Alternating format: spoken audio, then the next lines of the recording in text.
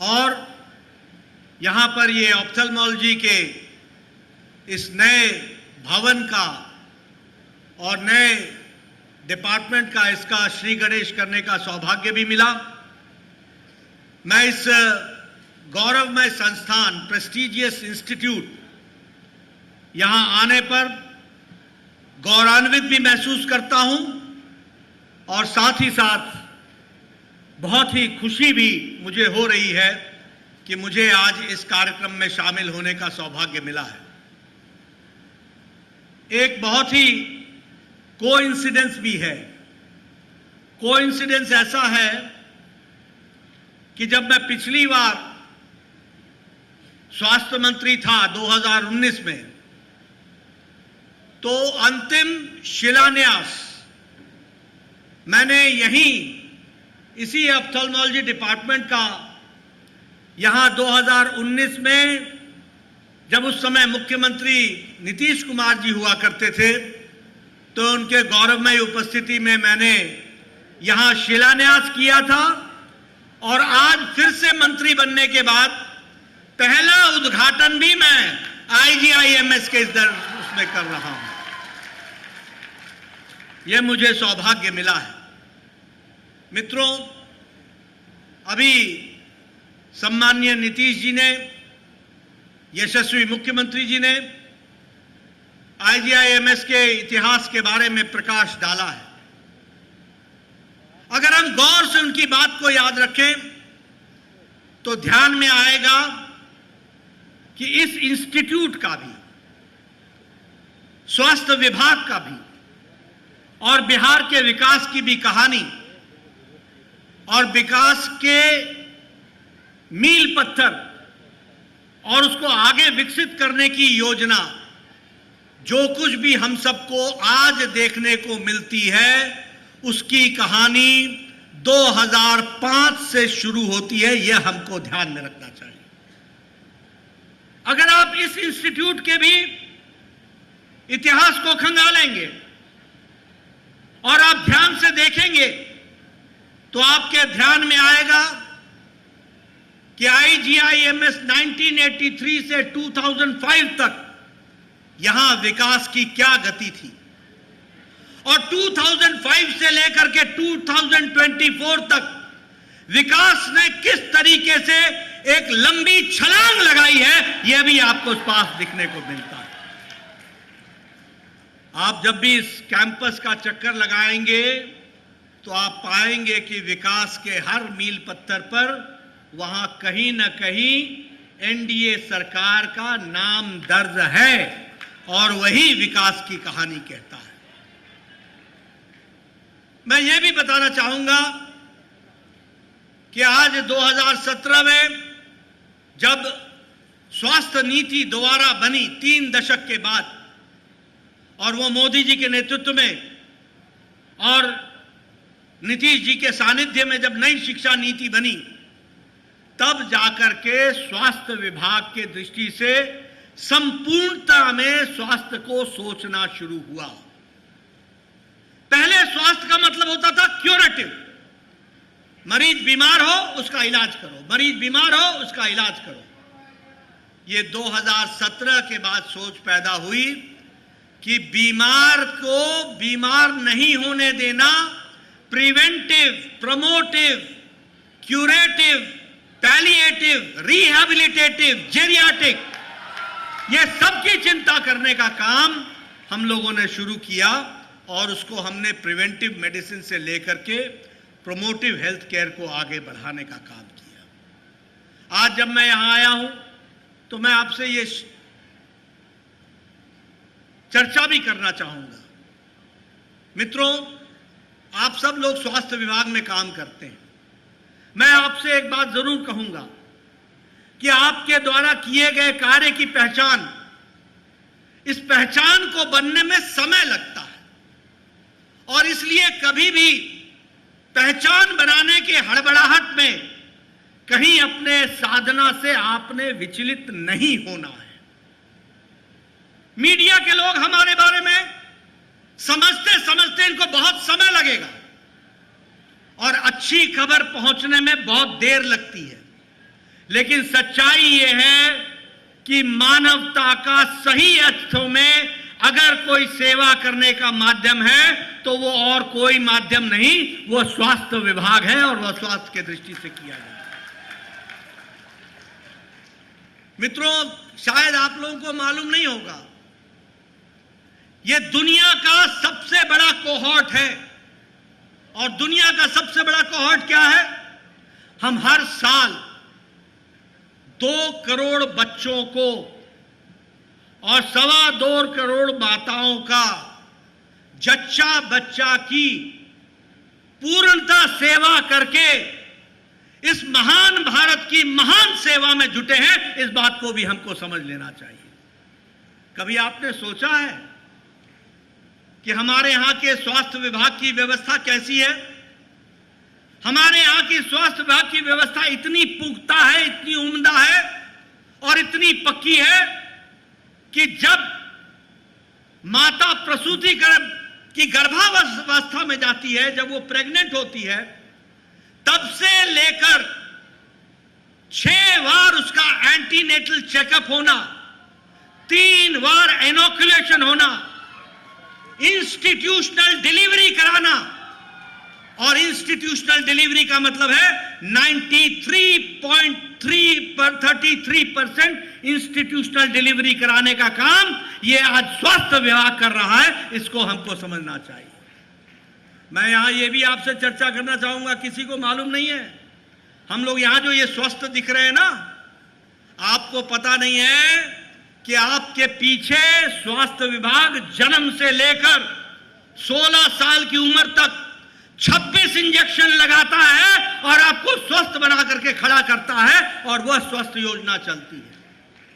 और शायद यह भी आपको मालूम नहीं होगा कि हमारे यहां हर साल हर समय 5 करोड़ माता और बच्चे, 2 करोड़ बच्चे और लगभग 3 करोड़ माताएं, 5 करोड़ का mother and child tracking system. Her Asha worker हमारी माता को कब गर्भावस्था में गई, कितने इंजेक्शन लगे, कितने चेकअप हुए, ये सारी बातों की खबर अगर कोई समस्तीपुर में माता बैठी है तो वो बिहार के पटना को खबर देती है और पटना दिल्ली को हमको खबर देता है, ताकि एक एक माता की जच्चा बच्चा की खबर ली जा सके। ये हमारी व्यवस्था है। मैं इसकी चर्चा इसलिए कर रहा हूं कि कितना बड़ा काम स्वास्थ्य विभाग इस काम को आगे बढ़ाने का करता है।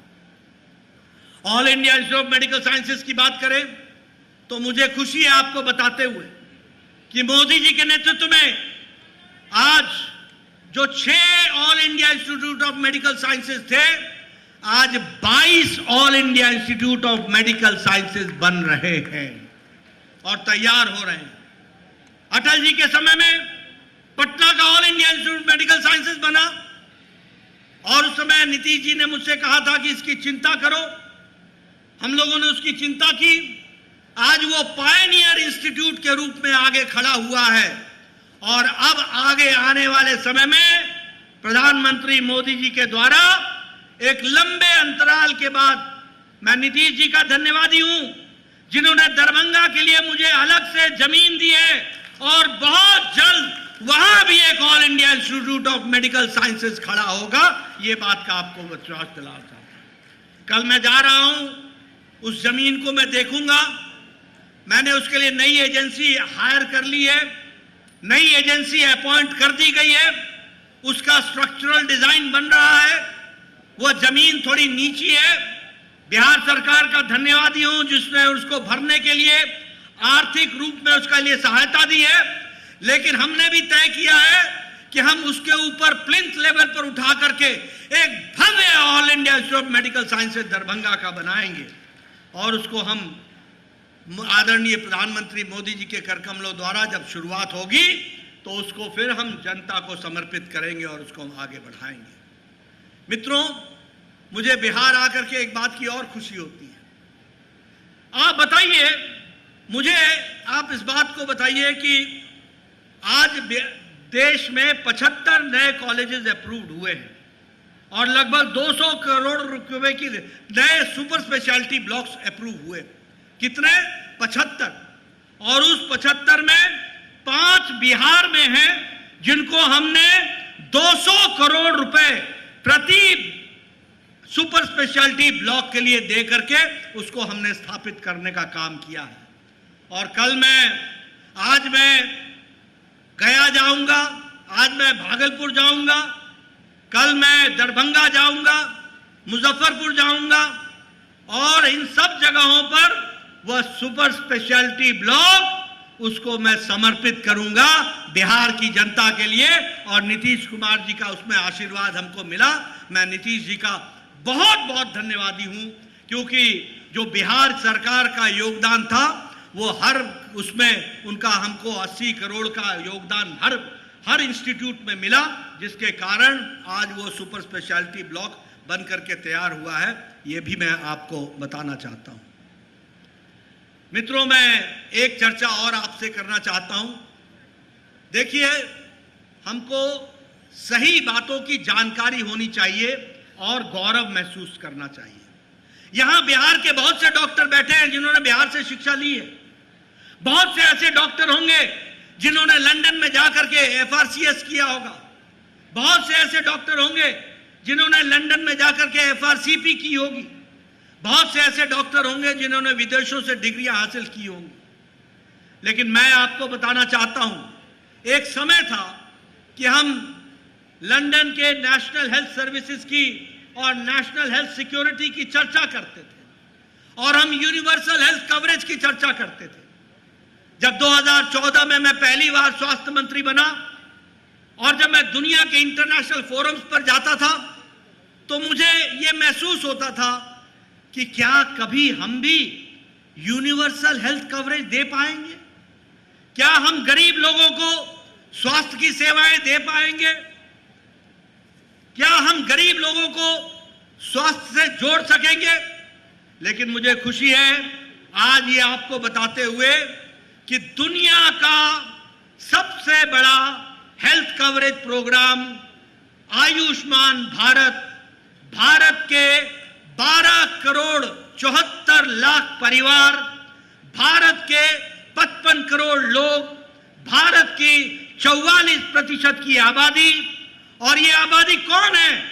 गरीब लोग हैं जो socio caste, economic caste census में आते हैं, जो प्रोफेशन से गरीब हैं, रिक्शा वाला, ठेला वाला, रेडी वाला, फेड़ी वाला, सब्जी वाला, बस का ड्राइवर, बस का कंडक्टर, ट्रक का ड्राइवर, ट्रक का कंडक्टर, लिफ्ट मैन, होटल में काम करने वाला वेटर,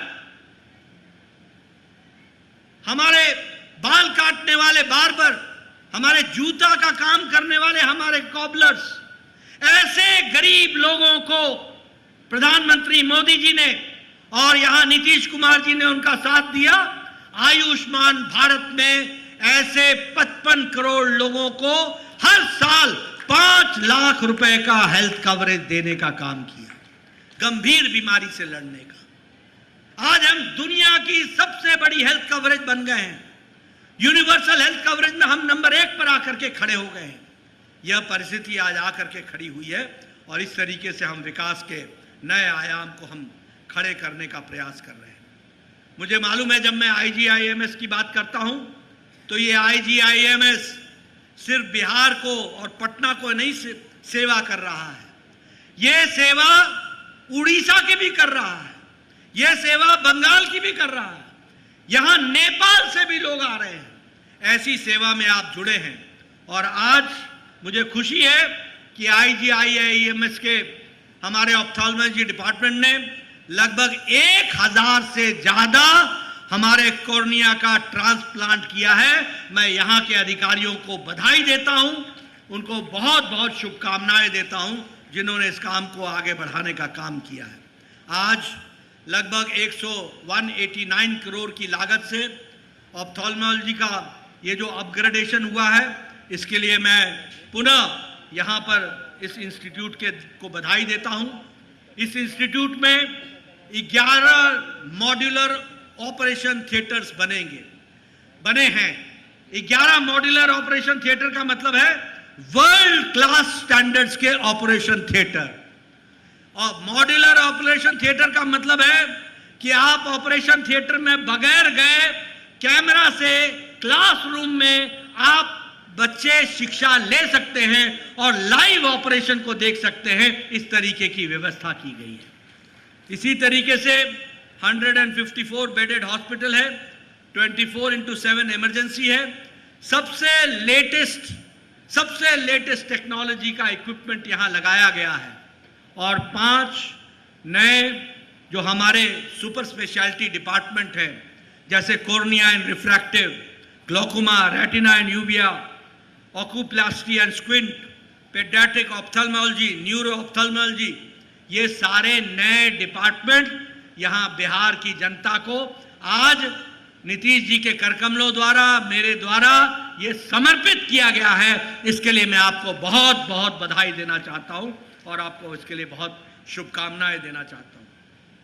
मैं यहां ये भी कहना चाहता हूं कि यहां की जो सारी सुविधाएं हैं IGIMS को, मैं बतौर स्वास्थ्य मंत्री मैं ये बताना चाहता हूं कि जो सुविधाएं all India institute of medical college Delhi RPI एम्थोलॉजी का जो सेंटर है, जो सुविधाएं वो दे रहा है, वही सुविधा अब पूर्वी रीजन को IGIMS का ऑप्थेल्मोलॉजी देगा। इस तरीके से इसका विकास किया जा रहा है, ये मुझे पूरा विश्वास है और इसको हम आगे बढ़ाने का काम कर रहे हैं।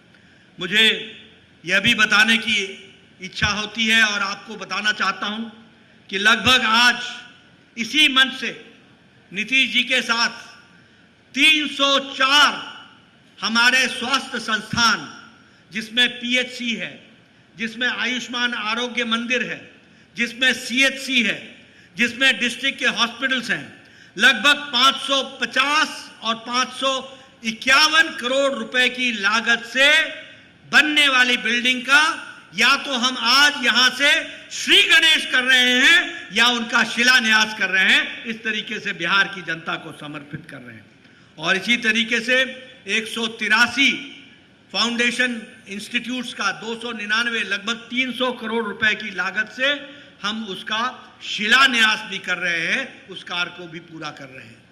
इससे हमको समझ लेना चाहिए कि आज विकास के दृष्टि से यह दिन और यह स्थान बिहार के लिए कितना महत्वपूर्ण बनता है, क्योंकि आज यहां से 304 हेल्थ इंस्टीट्यूशंस और लगभग 183 हेल्थ इंस्टीट्यूशन का शिलान्यास और समर्पण, वो दोनों यहां से किया जा रहा है। यह ऐतिहासिक दिन के लिए आपको मैं बहुत बहुत बधाई देता हूं और यह सच में एक मील पत्थर साबित होगा जिनके माध्यम से हम इसको आगे बढ़ाने का प्रयास करेंगे।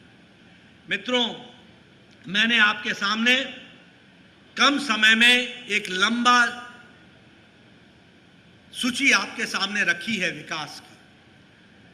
हमारे नीति निर्धारक जो सरकार में बैठ करके सारे कामों को कर रहे हैं, हमें सोचना चाहिए कि किस तरीके से हमारे नेता, हमारी पार्टियां, हमारे नेता किस तरीके से विकास के साथ अपने आप को संबद्ध कर रहे हैं, किस तरीके से उसको आगे बढ़ाने का काम कर रहे हैं।